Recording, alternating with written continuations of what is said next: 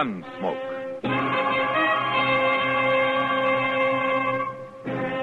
Around Dodge City and in the territory on West, there's just one way to handle the killers and the spoilers, and that's with a U.S. Marshal and the smell of gun smoke.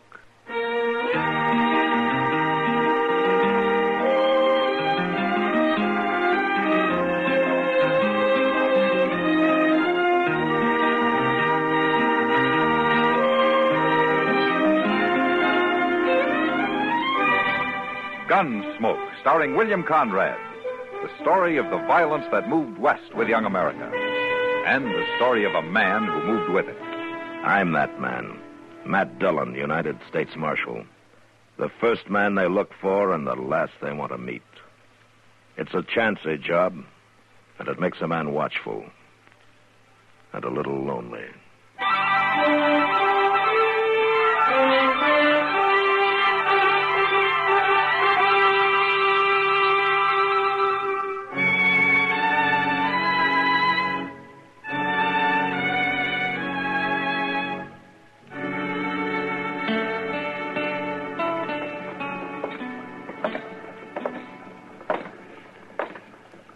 You know, Mr. Dillon, it's pretty doggone funny when you stop to think about it. What is, Chester? Life is. No? You, been reading another book? Well, yes, sir, I have. It's one Doc lent me. It was wrote by some fellow named Shakespeare. Did you ever hear of him, Mr. Dillon? Shakespeare? Yes, sir. Pretty well known in his day, I guess. He died, though, quite a while back, according to Doc. Oh, yeah, so I understand, Chester. He don't use English too good. He's one of them foreigners, so it makes it kind of hard to follow him, you know. But I'll say one thing, Mr. Dillon, he sure does call the turn on the way people act. Is that so? Why, the things that was going on over there in Europe and all them cities in the olden days, it's just the same as what modern folks are doing here in Dodge right now. You don't say. Why, they were scheming and plotting and lying to one another just the same as now. Well, then at least things aren't getting any worse, huh? Every time a person turned around, somebody was killing somebody, seemed like. Used swords and knives, mostly. It appears they didn't have no guns to speak of back then. Stay out. Wait a minute, Don't come Chester. back here again unless you're sober. Well, that's Buck Weber, Mr. Dillon. Yeah. Come on. Back here. I'll show you if I'll come back here, Noonan. Hello, Buck. Marshal? What seems to be the trouble? No trouble, Marshal. No trouble at all. No? If Sam Noonan was to throw me out of the Long Branch, I'd call it trouble. He didn't have no cause to. Well, he must have thought he did. Sam's a pretty fair man, ordinarily. I wasn't doing nothing. I just wanted to see Rancy was all. Rancy? What's she doing in there? She's working. What do you think a woman would be doing in there? Your wife's working on the Long Branch? 3 days ago, she took some of her things and come into town. She said she was leaving the farm. She was leaving me. Wouldn't come back no more. Oh, Buck, you know how a woman is. She'll say a lot of things when she's mad. Now, Rancy, she ain't like that. She meant it, Marshal. And I ain't aiming to let her do it. I'll give her some rope. She'll cool off in a few days, maybe. No, with that tin-horn gambler hanging around her, she won't. I'm going back there and kill that no good. Wait a minute, Buck. Wait a minute now. Sam told you to stay out, and from the shape you're in, I think maybe he's right. What do you mean, the shape I'm in? Well, you had a little too much to drink, I think.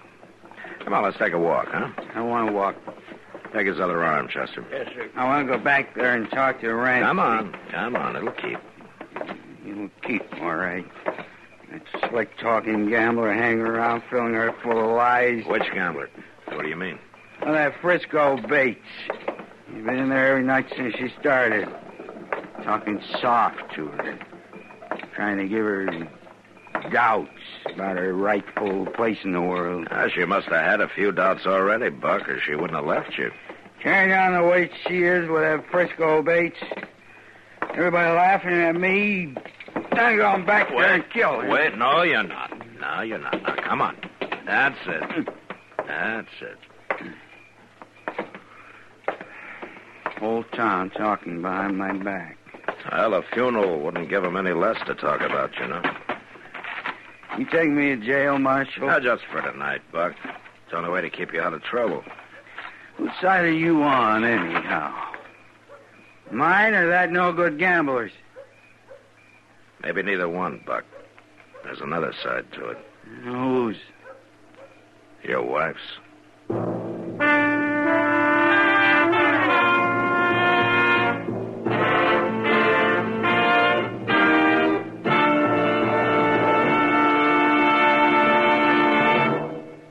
Do you think you should leave politics to the politicians? Well, I'm sure some politicians would like this. But tell me, are you the sort of guy who thinks taxes are too high? Do you like the way your city is kept up? Do you think there should be more parks, perhaps a lot more sandlots for baseball or football? You say you do or don't like the foreign aid program? Well, our government was designed to give you a voice. You'd be surprised at how influential a letter or a wire is to your congressman or senator. You should protect your right to be heard by voting. As the Athenian Pericles said, we do not say that a man who takes no interest in politics minds his own business. We say he has no business here at all.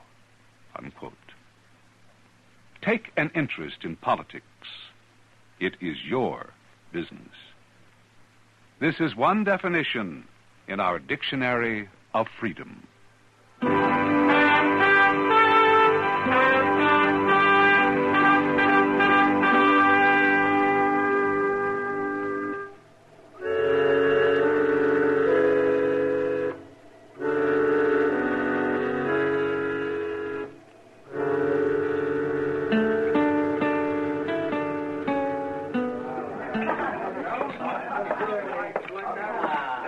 Good to see you, man. Hello, Kitty.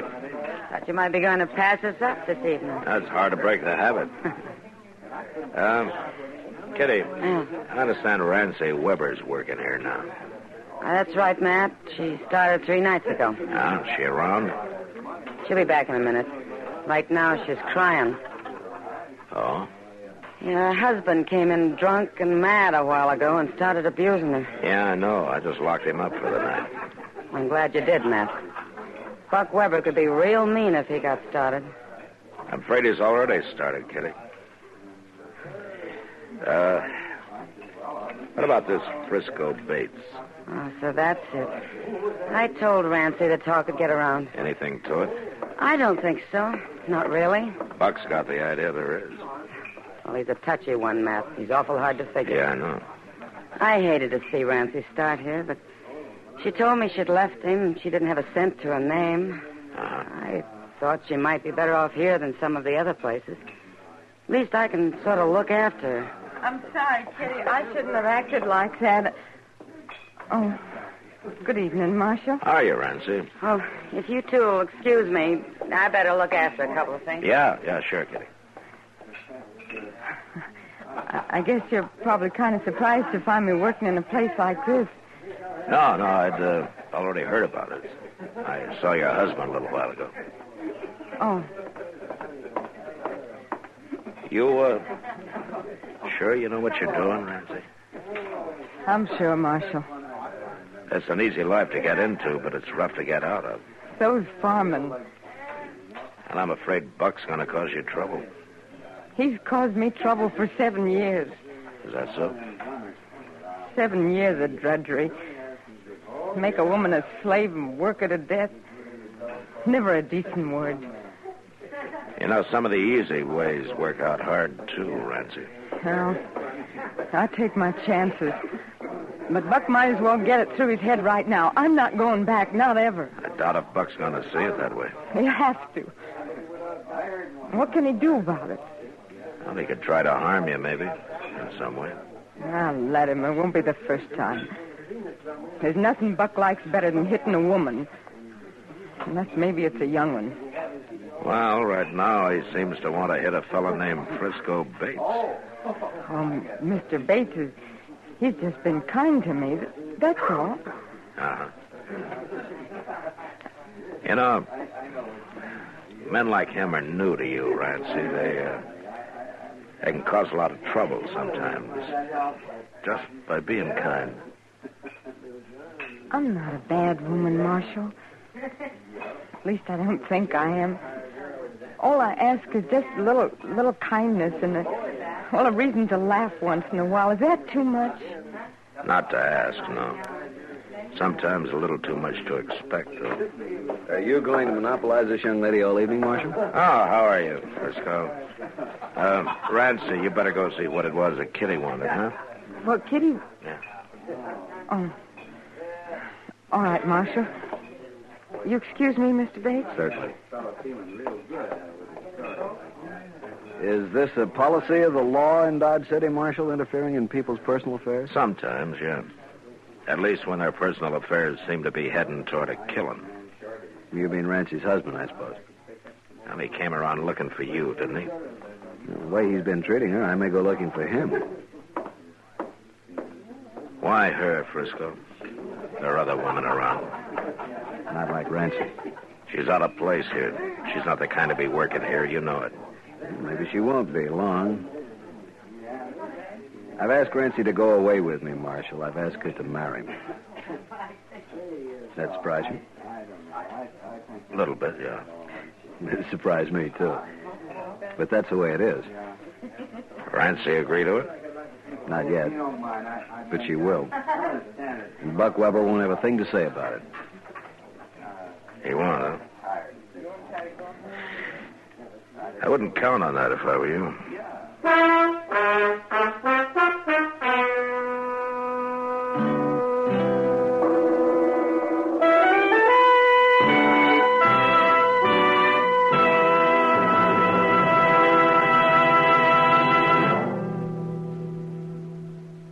Many a child has been warned by his parents that if he digs too deep a hole in the flower bed, he's liable to fall through to China.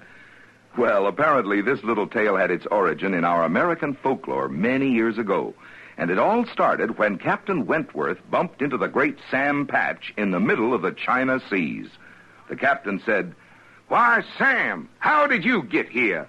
I thought you were drowned near the Canadian border." Sam replied, "I didn't get here at all. I dove right through. In that there Niagara dive, I went so deep, I thought it was just as short to come up the other side. So I came out here in the China Seas. Now you just turn your ship around and I'll race you back to Boston. And if I don't beat you, then my name's not Sam Patch." Folklore belongs to every nation's legendary past, and I guess we Americans have our share of some tall tales.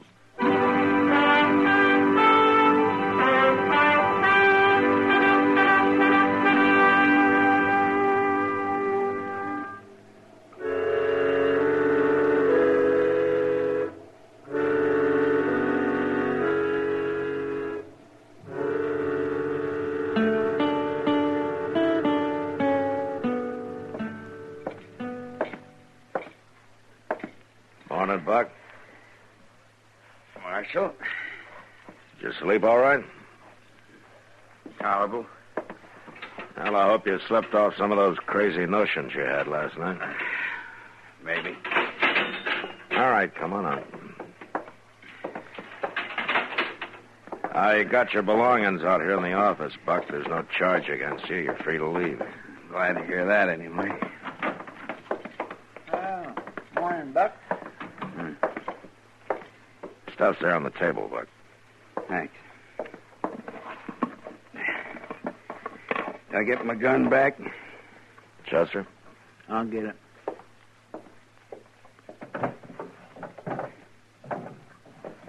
There you are, Buck. What are your plans? Well, I reckon I better ride back out home, take care of the chores. Stock's used to being fed a couple hours earlier than this. Not what I meant, Buck. What about Rancy? I ain't rightly made up my mind yet, Marshal. Leave her alone, will you? Give her a chance to use her own judgment. Don't seem like she's got much of that. From the folks she's took up with the last few days. It's her own business. She's a grown woman. She's a married woman, too. She hadn't ought to be carrying on the way she is. She hasn't done anything wrong. I ain't saying she is. I got nothing against Rancy. Any woman's liable to get out of hand once in a while and start thinking fancy. I get her back out there in the farm for a week or two. She'll come to her senses. Uh-huh. Just that Frisco that's causing all the trouble, trying to turn her head. As far as I can see, all he's doing is treating her with a little respect. It's a matter of opinion, Marshal. Well, if the law's got no more dealings with me, I'll be getting on. No dealings, Buck. Not right now, anyway. Good.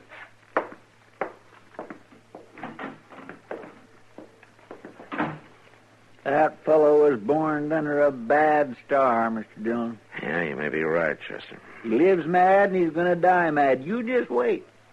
That's about all I can do, Chester.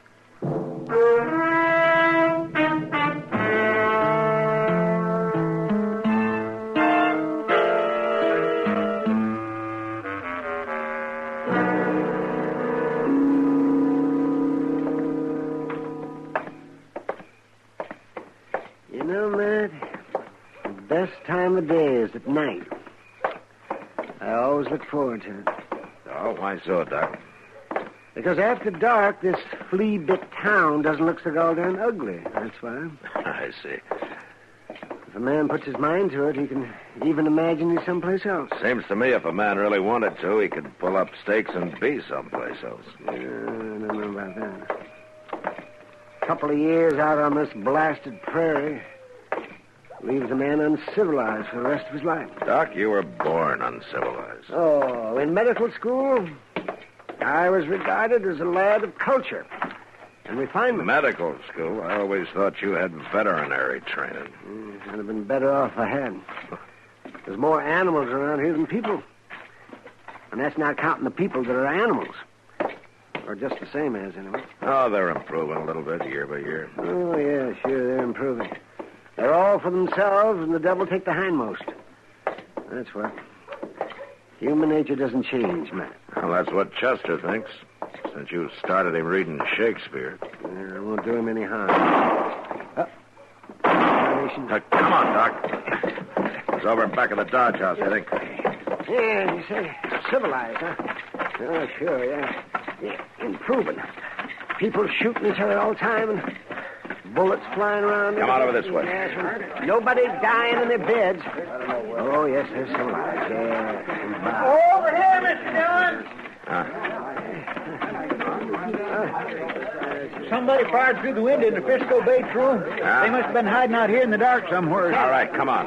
We can get in through the back door. Yes, sir. Will you stand back, please? Stand away from the door, will you? All right, go on in, Doc. Chester. Good. It's the first room, Mr. Dillon. Right here at the corner. Uh-huh. Quiet. From Mr. Dillon. Well, good Lord, Matt. Yeah. All right, take over, will you, Doc? I got some dealings with him, man.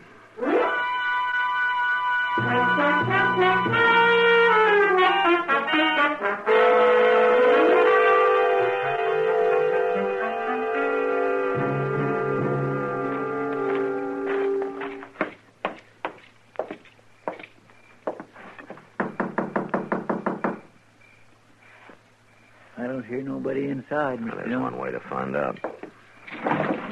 All right, hold it, Buck. Why, Marshal, I thought I heard somebody knock. You did. Been doing some shooting, huh? No, I was just cleaning my gun. Sit down, Marshal. I'll clear this stuff off the table. Never mind, Buck. Here, let's have a look at that pistol. What for? Well, there have been 3 shots fired here. Oh. Yeah, I forgot there was a coyote bothering around this morning. There were 3 shots fired in town tonight back of the Dodge House. That's so. And a half a dozen people saw you running away from there right afterwards, Buck.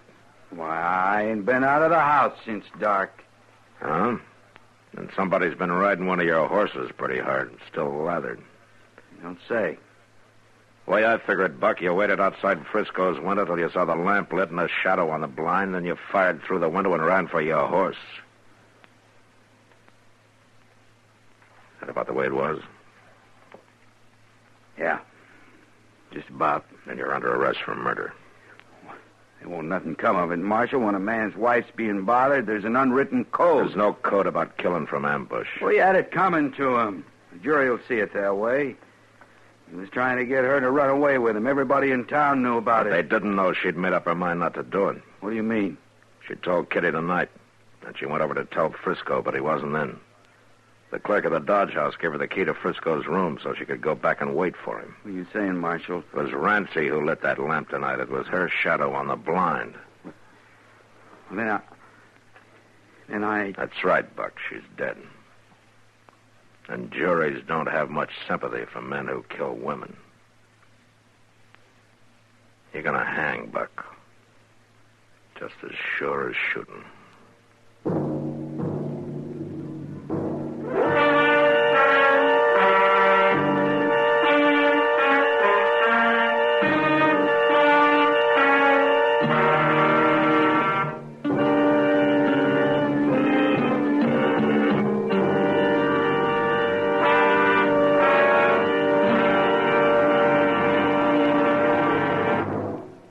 How well do you know the history of your Marine Corps? For example, did you know that the Marines were the first American troops to be decorated with the Fourragère, one of France's highest decorations of honor? In June 1918, the German army was in possession of Belleau Wood, a highly strategic point on the way to Paris, and unless the wood was secured by the Allies, Paris would soon fall. 2 regiments of the American 2nd Division, the 5th and 6th Marines, were deployed to the south of Belleau Wood and ordered to drive the German troops back. Although greatly outnumbered, the Marines attacked again and again, and within 3 weeks, Belleau Wood was secured for the Allies.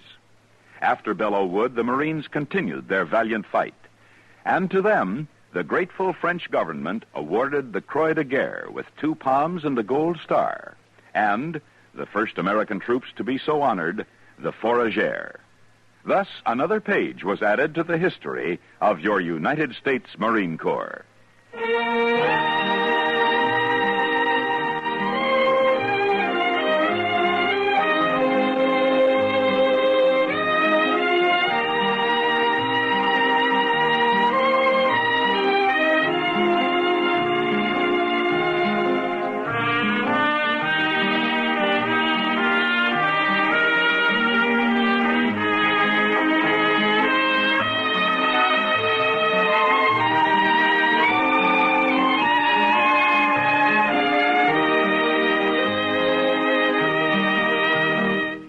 Gunsmoke. Produced and directed by Norman McDonald.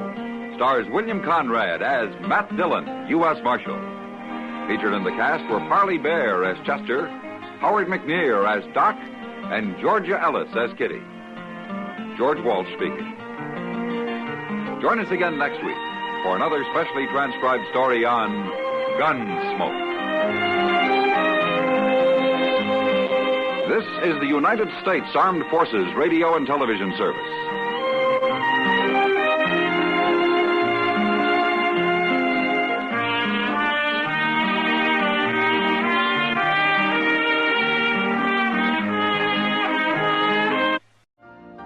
You've been listening to the OTR Gold Network. Find more classic radio at otrgold.com.